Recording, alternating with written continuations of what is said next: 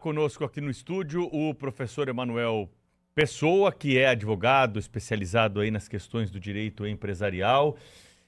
Já esteve por um longo período na China, tem trazido muito do seu conhecimento para nós aqui no Jornal Gente. Qual foi a tua avaliação aí? Quem que saiu melhor desse telefonema? Lula ou Trump, os dois ou nenhum dos dois? Bom dia, Bom Pedro. dia. Bom dia, Thaís. Você está de Bom volta, né? dia. Parabéns aí pela maratona. Vou Obrigada. falar para você que eu só corro tanto quanto você em pensamento, tá? Bom, sobre a tua pergunta, Pedro, vamos assim ser um pouquinho mais claros e enfáticos, né? Por enquanto ninguém ganhou, a interpretação é para qualquer um. Porque se você parar para pensar, de um lado, 30 minutos numa ligação, quando você imagina que o Lula chamava a vitória do Trump, né, durante ele apoiando a Kamala Harris na campanha eleitoral americana, dizia que aquilo ali seria a vitória do nazifascismo, ele ter conseguido 30 minutos com o Trump foi maravilhoso. Afinal de contas, o Trump é um cara super vingativo.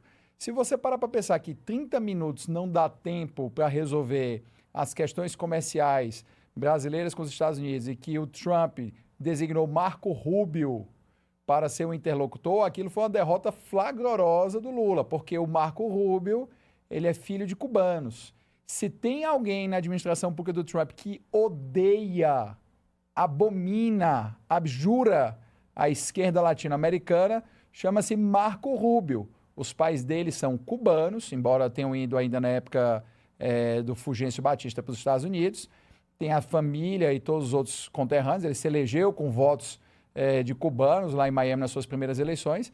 Então ele realmente despreza o regime do Fidel Castro e agora, né, Miguel Ruiz, e obviamente ele sabe do papel brasileiro em mandar dinheiro para Cuba com a questão do Mais Médicos. Então vai ser o sujeito mais duro possível que a esquerda brasileira teria para negociar. Então, muito bom dia, bem-vindo aqui ao nosso programa mais uma vez.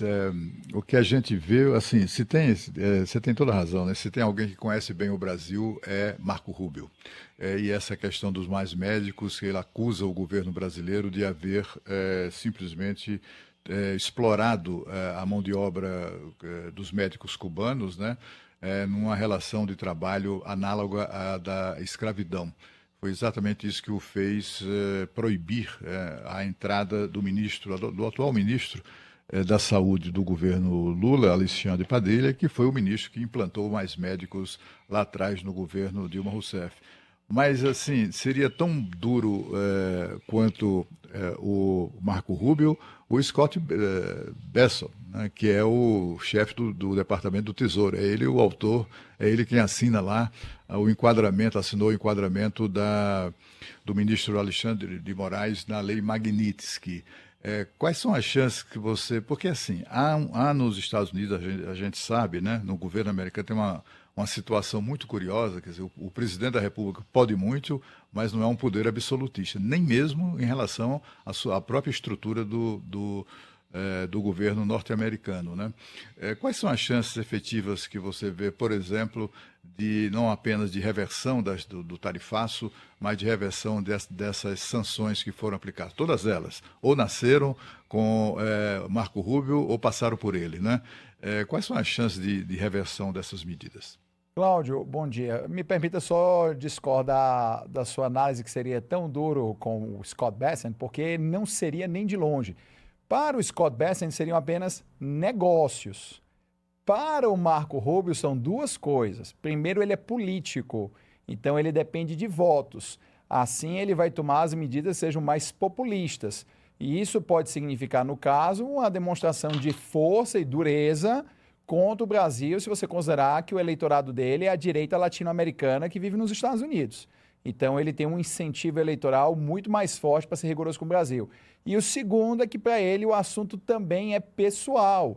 Ele vê o Brasil como o país que garantiu financeiramente a continuidade da ditadura cubana com o pagamento do Mais Médicos, que a gente mandava bilhões e bilhões e bilhões de dólares para Cuba, porque os médicos que recebiam aqui os cubanos, o valor que era pago a eles, eles ficavam, acho que era com 10 ou era 30% dos seus rendimentos, que por isso... 10%. 10%.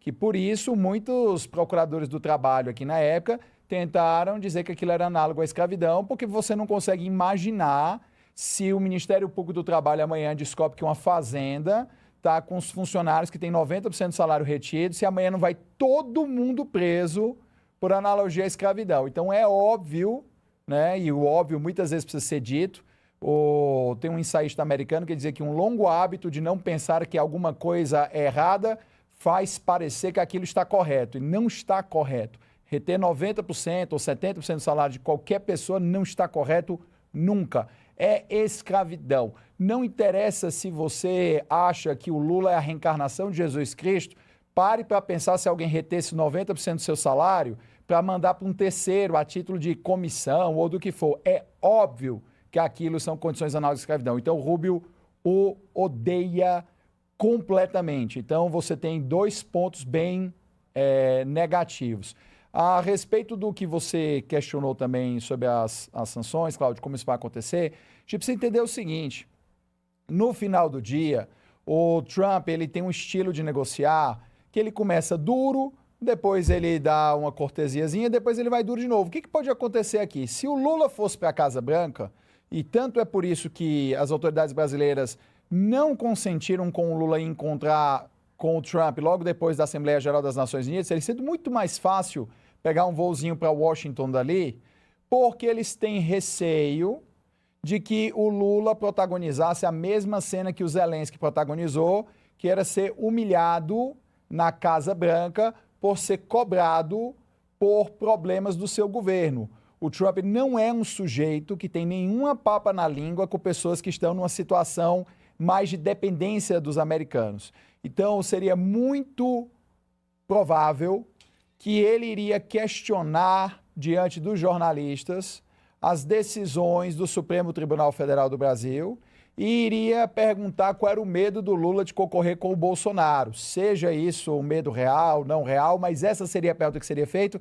E essa é a imagem, esse é o vídeo que o PT quer evitar, porque até agora, nesse momento, o Lula está fazendo do limão uma limonada, porque quem se tornou o seu maior cabo eleitoral agora para a reeleição, uma reeleição que ele estava fadado a perder de qualquer candidato, e eu brinco que até se o Cabo Daciolo voltasse, ele teria tido chance de ganhar do Lula até 1 mês e meio atrás, mas o maior cabo eleitoral hoje do Lula se chama Eduardo Bolsonaro, que conseguiu renovar aquela frase que se falava para um certo jogador de futebol: calado é um poeta. Emanuel, deixa eu voltar aqui para a história Trump-Lula e te perguntar 2 coisas. A primeira é, você deu aula na China em escola de diplomacia, ou seja, conhece como funciona essa coisa. Eu aqui olhando de fora, às vezes estranho quando se fala assim, olha, é importante que o presidente de um país simpatize, goste, tenha alguma ligação com o outro, porque escuta, você está ali no cargo. E aí a gente pensa, bem, eu no meu cargo aqui, independente de eu gostar ou não da pessoa com quem eu estou negociando, eu estou representando a Band. Então, é claro que tem pessoas com quem a gente se dá melhor e se dá pior, mas isso não tem que entrar na mesa de negociação. Eu espero que isso não seja você dizendo que não gosta de mim, viu? Longe disso. Colocar na mesa esse tipo de questão ligada à proximidade ou não de 2 representantes de países é correto? E aí a segunda questão que eu vou emendar já. Quando a gente pensa em Marco Rubio, é claro que ele é um dificultador, teria sido melhor qualquer outro interlocutor.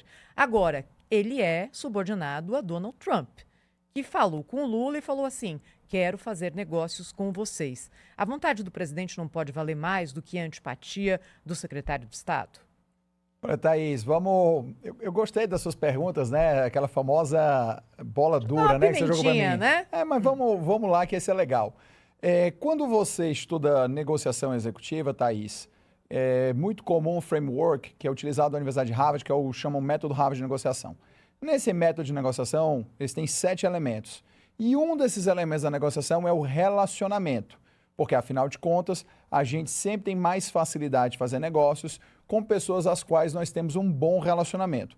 Muitas vezes, as pessoas se demitem de empregos que elas são bem pagas, que elas têm ascensão profissional, que elas têm prestígio, porque elas têm um relacionamento péssimo com a sua chefia e isso as incomoda, Porque a partir de um certo ponto na vida, as pessoas começam a prestigiar outras coisas além da segurança financeira.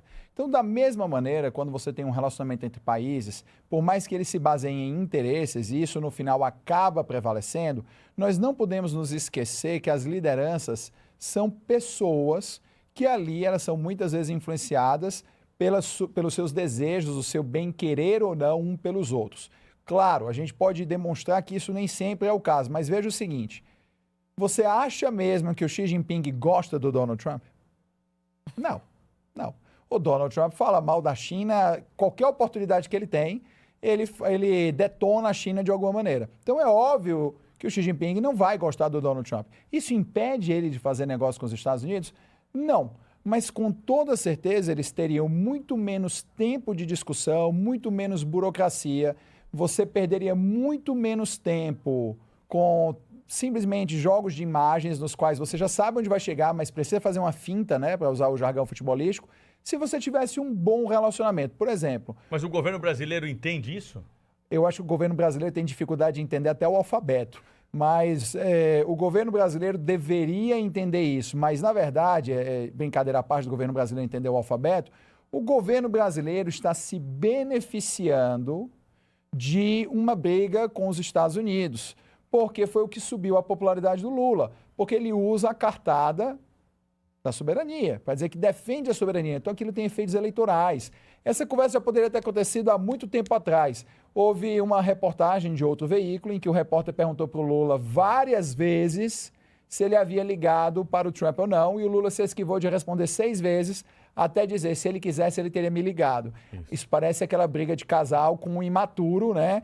Por que você não me pede desculpas primeiro? Então, o Brasil sabe disso, mas evidentemente utiliza a questão de forma política. Como existe um limite, que esse limite é o problema econômico, a partir do momento em que a economia começa a piorar, o governo precisa atuar para resolver, o Lula já entendeu que ele não vai poder ganhar dividendos para sempre. Agora, o dividendo que ele quer eu resolvi o problema. Então, é uma situação diferente. Thaís, a sua segunda pergunta eu acabei me perdendo. Trump não manda em Marco Rubio, independente sim. de Rubio ser um negociador mais duro para o Brasil? Mas, Thaís, o que faria alguém pensar que o Trump já não escolheu o Marco Rubio de propósito para dificultar a negociação? Mas por que ele teria essa conversa com o presidente do Brasil, então, e depois numa coletiva ainda diria, gostei muito, foi ótimo? Ele podia continuar calado. Mas é o flash, Thaís. Isso é só o flash, ele só quer o flash. Deixa eu falar. Vai lá, Cláudio. Tem que ler, né, professor? Tem que ler o Donald Trump. A arte da negociação, ele é absolutamente previsível. É isso que o professor falou agora há pouco, né? Ele é um começa negociador duro, depois dá uma ele amolecida. Exatamente. Ele chega chutando a cara da outra parte, depois ele senta e aí fica bonzinho. De repente ele fica bonzinho. Depois endurece de novo. É assim que ele negocia. Desde sempre. Está no livro dele, que é um clássico há 10 anos. Então, Thaís, nesse caso, só para ficar um pouco mais claro, você tem que entender o seguinte, ele já escolheu o Marco Rubio para quê? Ele despersonaliza se der problema. O problema foi o governo brasileiro não soube conversar com o Marco Rubio. Então, isso sai dele. Ele pousa para o americano como alguém magnânimo, que quer resolver o problema com o principal vizinho deles no hemisfério ocidental, nas Américas.